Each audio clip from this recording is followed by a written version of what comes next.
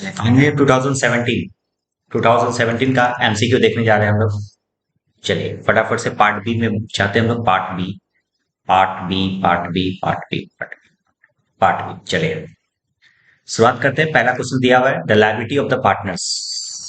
क्या बोला है? The liability of the partners in the partnership firm under the partnership act 1932। या इतना पार्टनरशिप का जो लायबिलिटी होता है वो अनलिमिटेड होता है। यदि इसके जगह पे कंपनी रहता तो क्या आंसर आता? लिमिटेड। ठीक है, चलिए point number 2, in absence of partnership agreement. इतना जब भी पार्टनरशिप एग्रीमेंट नहीं रहता तो मैं बताया था क्लास में कि इंटरेस्ट ऑन लोन तुमको देना ही पड़ेगा 6% रेट से। यदि तुम्हारा एग्रीमेंट नहीं भी होगा तो answer is 6 interest on loan. बोला था कि the balance of drawings is always, obviously drawings का जो बैलेंस होता है वो हमेशा क्या होता है? डेबिट बैलेंस होता है। क्या होता है बताओ? Debit balance. बोला average average profit is 3 lakh. 3 lakh रुपए नॉर्मल रिटर्न, ये एवरेज प्रॉफिट है। मैं यहाँ पे लिखता हूँ एवरेज प्रॉफिट कितना है? 3 लाख। उसके बाद दिया हुआ नॉर्मल रेट ऑफ रिटर्न कितना परसेंट है? 12%।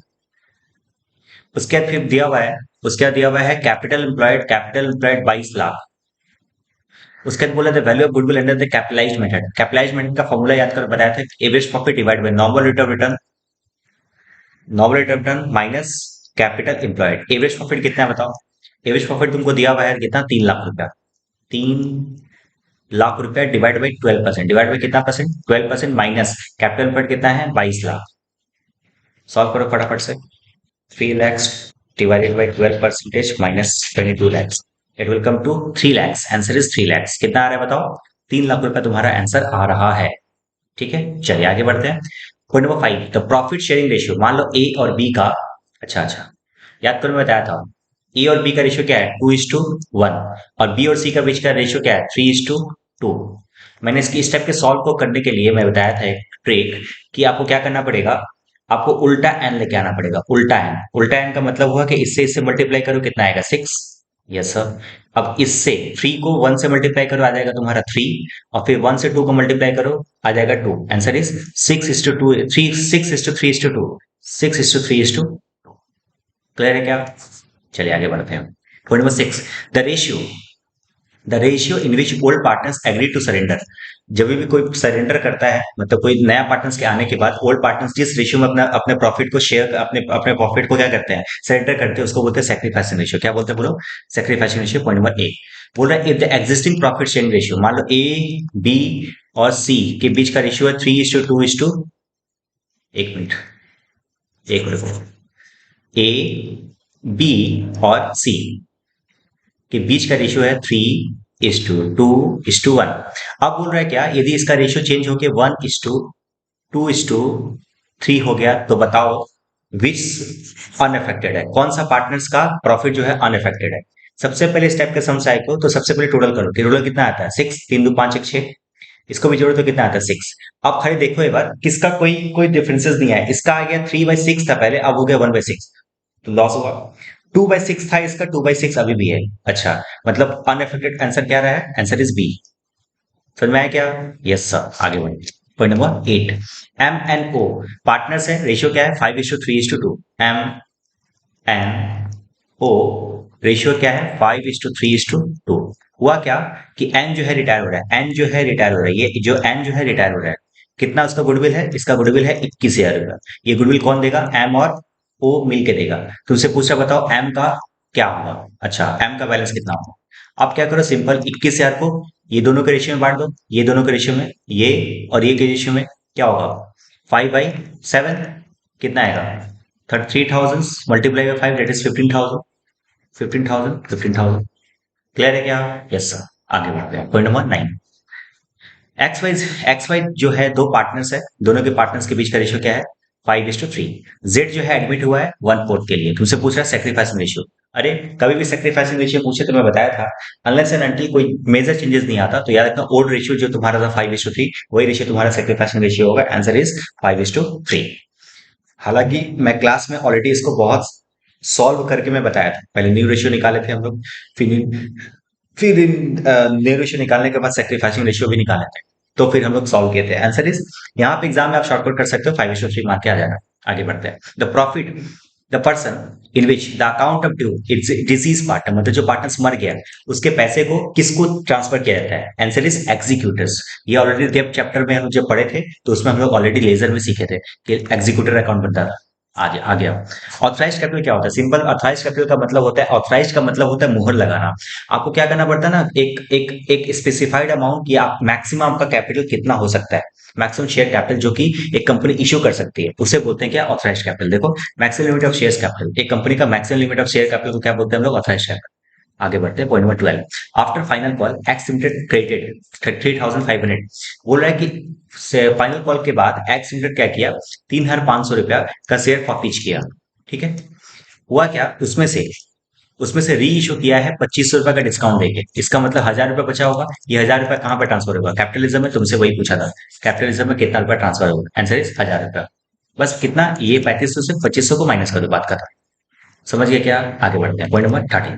The sources of capital of the companies are, the sources of capital of companies are, एक कंपनी का कैपिटल का सोर्सेस क्या क्या हो सकता है? शेयर इशू कर सकता है, प्रीफरेंस शेयर इशू कर सकता है, flogging of back of profit, अपना जो प्रॉफिट का हिस्सा है उसको निकाल के यूज कर सकता है। Answer is all the above.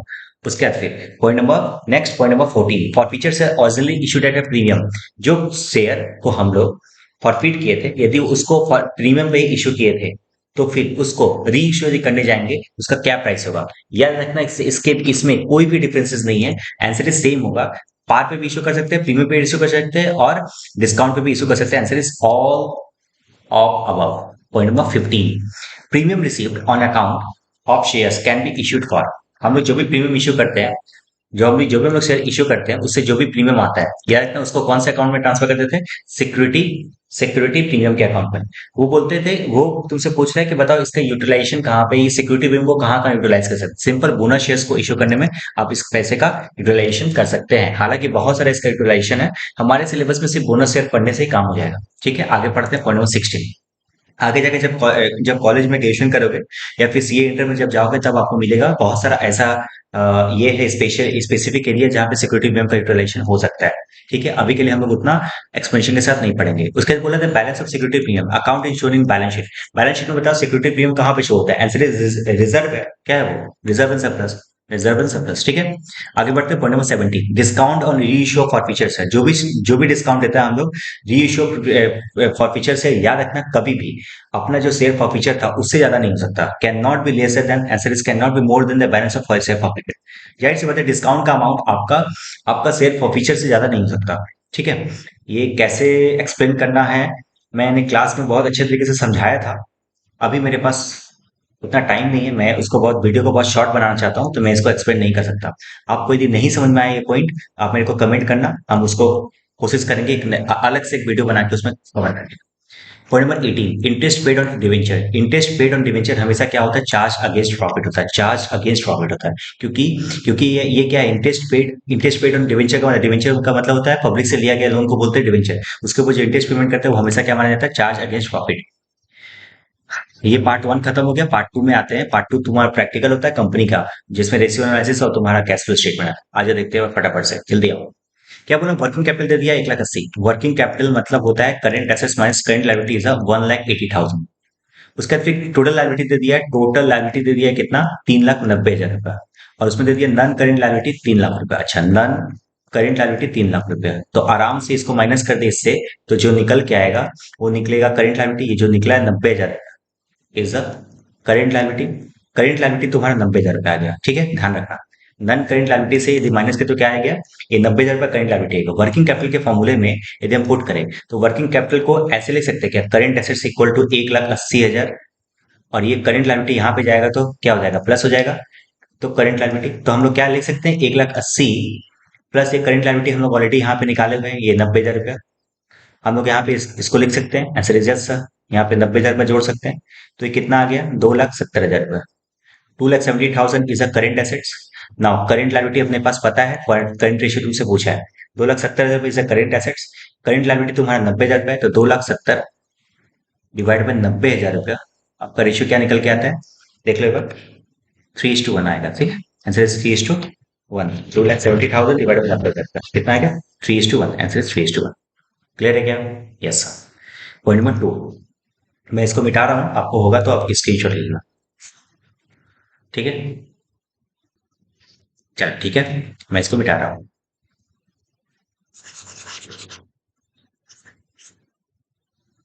चलिए आइए, उसके बाद पूछ रहा है पॉइंट नंबर 2, बोल रहा है पॉइंट नंबर 2, एवरेज प्रॉफिट दे दिया है, सॉरी एवरेज स्टॉक दे दिया है 75,000 रुपया, और तुमको दिया हुआ है स्टॉक टर्नओवर रेशियो दे दिया है 12। Okay, if profit margin is 20% then what is the amount of profit. Okay, समझ थोड़ा अच्छा है, समझना है भाई। तुमसे एसटीआर का फॉर्मूला पहले बताओ क्या होता है। एसटीआर का फॉर्मूला होता है COGS divided by average stock, होता है। Yes sir. एसटीआर तुम्हारा 12 दिया हुआ है, सीओजीएस नहीं दिया हुआ है, एवरेज स्टॉक तुमको दिया हुआ है 75,000। क्या हम लोग सीओजीएस निकल सकता है? Answer is just cross multiplication हो तो 75,000 मल्टीप्लाई बाई 12 कितना आ जाएगा? ये आ जाएगा 9 lakh. 9 lakhs is a COGS, cost of goods sold. तुमसे बोला प्रॉफिट जो है 20% है। 20% क्या है? A profit on sale, on sale दिया हुआ है ना, ऑन सेल इज 20%। इसका मतलब एक बात बताओ, यदि ऑन सेल 20% है मतलब सीओजीएस जो होगा वो 80% के बराबर है। सही बोल रहे सर? यस सर, 80% के बराबर होगा। तो हम लोगों को यदि प्रॉफिट निकालना है तो हम लोग 9 लाख रुपया डिवाइड बाई 80% इंटू 20 कर सकते हैं।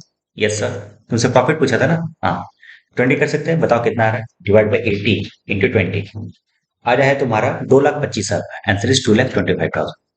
2,25,000, ठीक है। आगे बढ़े sir. Yes sir. Point number 3, total sales of and cash sales. तुमसे टोटल सेल्स दे दिया, ये कुछ काम का नहीं है। टोटल सेल्स दे दिया 6 लाख का, और 40,000 उसमें से क्या है, मैं इसको मिटा रहा हूँ, समझना है मेरा। तुमसे क्या क्वेश्चन पूछ रहा है? तुमसे बोल रहा है कि यदि टोटल सेल्स 6 लाख है, उसमें से 40,000 क्या है? कैश सेल्स है। तो क्रेडिट सेल्स क्या होगा सर?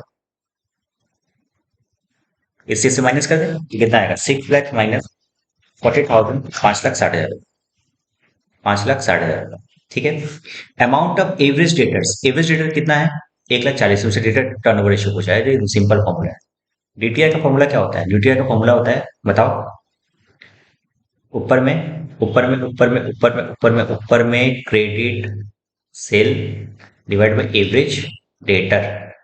अच्छा, क्रेडिट सेल्स कितना है सर? क्रेडिट सेल्स अपना है, क्रेडिट सेल अपना निकला था 5,60,000, 5,60,000 रुपया डिवाइड बाई एवरेज डेटर हम लोगों का दिया हुआ 1,40,000, 1,40,000 कितना आया? 4:1। आंसर इज 4:4 नहीं, टीटीआर क्या होगा? 4 टाइम्स होगा। आंसर इज 4 टाइम्स, 4 टाइम्स, ठीक है। ये बड़े मिटाए इसको। तो चलिए आगे बढ़ते हैं हम लोग। उसके बाद पॉइंट बस 4 की तरफ बढ़ रहा है। वर्किंग कैपिटल दे दिया है कितना? Working capital again current assets minus current liability equal to कितना दिया हुआ है? कितना रुपया दिया हुआ है बताओ? दिया हुआ है 60,000। करंट लायबिलिटी तुमको दिया हुआ है 80,000 रुपया, टोटल एसेट दे दिया। करंट लायबिलिटी दिया हुआ है 80,000 रुपया, करंट एसेट्स निकल सकता है क्या? इसको भेज देंगे वहां पे। तो 60,000 प्लस करंट लायबिलिटी इज 80,000 रुपया, ये कितना आ गया? 1,40,000 रुपया। 1,40,000 इज अ करंट एसेट्स, ठीक है। अच्छा, टोटल एसेट दे दिया 6 लाख रुपए, तुमसे बोला नॉन करंट एसेट कितना होगा? अरे सिंपल है यार, 6 लाख में से ये टोटल एसेट्स है 6 लाख, इसमें यदि करंट एसेट्स को हम लोग क्या कर दे? माइनस कर दे 1,40,000, तो जो निकलेगा वो तुम्हारा क्या होगा? Non current assets. ये तुमसे पूछा है। तो 6 लाख माइनस 1,40,000 कितना आ जाएगा? 4,60,000। Answer is 4,60,000। Answer is just 4,60,000 D, ठीक है।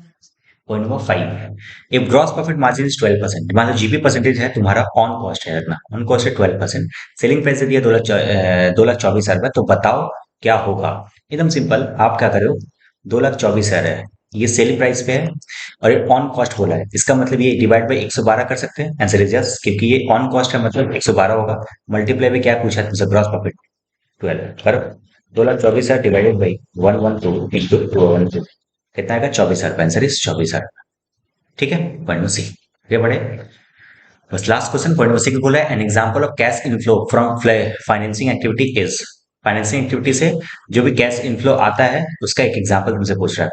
ये तो नहीं है, ये तो इन्वेस्टिंग एक्टिविटी है, ये होगा इश्यू ऑफ न्यू डिवेंचर, ये तुम्हारा क्या हो जाएगा? Financing activity. क्लियर है क्या? Yes sir. तो पॉइंट नंबर बी। चलिए, ये खत्म होता है अपना 2017 का सारा एमसीक्यू। तो अपना इस चैनल को फटाफट से सब्सक्राइब करो। पहली बात, सब्सक्राइब करने से क्या फायदा होगा? इसी में हम लोग पूरे WBHS के जितने भी पास्ट पेपर्स हैं, सारे के सारे एमसीक्यू, एससीक्यू, एमसीक्यू पूरा एक बार खत्म हो जाने के बाद हम लोग फिर एससीक्यू लेके आएंगे। एससीक्यू पूरा खत्म हो जाने के बाद फिर हम लोग पूरा पास्ट पेपर सॉल्व करेंगे। इसके अलावा जो है आपका निर्मल और विजय का जो सजेशन है उसके भी एमसीक्यू हम लोग यहाँ पे सॉल्व करेंगे। इसके अलावा और हम लोग क्या करने वाले हैं, हम कुछ एक्स्ट्रा कुछ एमसीक्यूज एग्जामिनेशन के टाइम पे 50 एमसीक्यूज तुमको मैं दूंगा, जो पक्का इंपॉर्टेंट होगा वो एग्जामिनेशन पॉइंट ऑफ व्यू से। वो एमसीक्यू यदि आप कर लोगे तो पूरा का पूरा पेपर आपका हो जाएगा। 24 मार्क्स जो कवर कर रहा है आपका एमसीक्यू, वो कवर हो जाएगा वहीं से। ठीक है, तो चलिए बाय, मिलते हैं फिर नेक्स्ट वीडियो 2018 के पेपर में। चलिए बाय, थैंक यू।